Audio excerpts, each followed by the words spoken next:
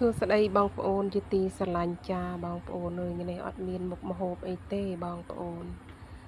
ដូច្នេះខ្ញុំមានអីបងប្អូនមានបន្លែហើយលឹកស្អំបេះលឹកស្អំទៅចាំមើលនឹងធ្វើអីទេបងប្អូនមានជៀនពងទាទេធ្វើល្បយហូបជាមួយបុកហើយសណ្ដែកបងប្អូនណាខ្លះហូបកើតដូចខ្ញុំស្អីក៏ហូបកើតដែរសំខាន់អុយទីរបស់ជូប្រៃបងប្អូនមហាចូលចិត្តលឹកស្អំលឺល្អឡើងប៉ាន់បងអូនដាក់នឹងថតវីដេអូយ៉ាងណាឃើញអត់ស្អាតឃើញលឹកវាអត់ស្អាតត្រួសវាទៅបងប្អូនអើយត្រួសវាបណ្ណាច់ចុងបណ្ណាច់អីវាមីវាចូលแล้วអស់នេះវាលឺសាថ្មីលឺរហូតបងប្អូនមើលផ្លេចមើលនិយាយវាបេកហើយលឹកវាចាស់វិញអាបាត់ហើយបងអូនពេលបេះលឹកស្អំនៅឃើញថតពេលបេះបន្លែត្រប់ឲ្យបានថតបងអូនដូច្នេះក៏បន្លែរបស់យើងចិត្តរួចរាល់អស់បងប្អូនអើយនិយាយពីថាពងគា3ក្បាលបងប្អូនណាខ្លះហូបដូចខ្ញុំ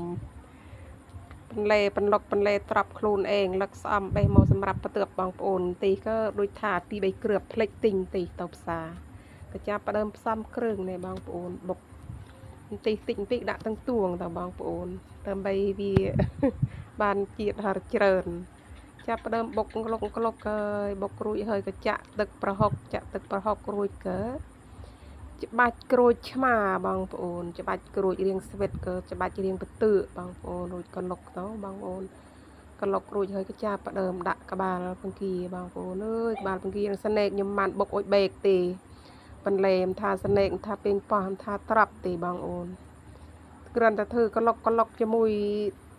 គ្រឿងទេសដែលយើងនេះក៏រួចរាល់អត់មានបុកអុយបេកទេមកដើម្បីឲ្យមកហូបវាដូចថាវាឆ្ងាញ់បងប្អូនមកបុកបេកហើយទៅវាគ្រាងទីថាកតិចទីខ្ទឹមអស់ហើយបងប្អូនយើងបុកតិចបានហើយប៉ុណ្ណេះក៏ឆ្ងាញ់ដែរពងគាគីអញ្ចេះនិយាយកើតទេបងប្អូនបាក់មើលទេពងគាថាបុកស្នេកទេបានថាពងគាទិញហូបពីងាក2នាក់ក៏ទុក3នៅឃើញបុកនេះ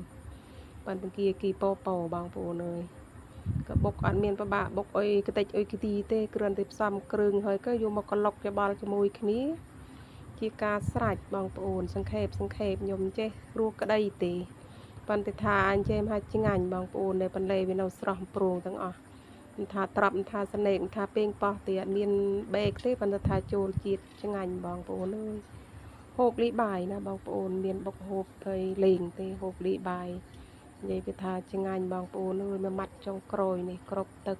វីដេអូរបស់ខ្ញុំបានបញ្ចប់សូមជូនពរបងប្អូនដែលបានទស្សនាវីដេអូនាងខ្ញុំតាំងពីដើមរហូតដល់ចប់ឲ្យជួបតែសេចក្តីសុខ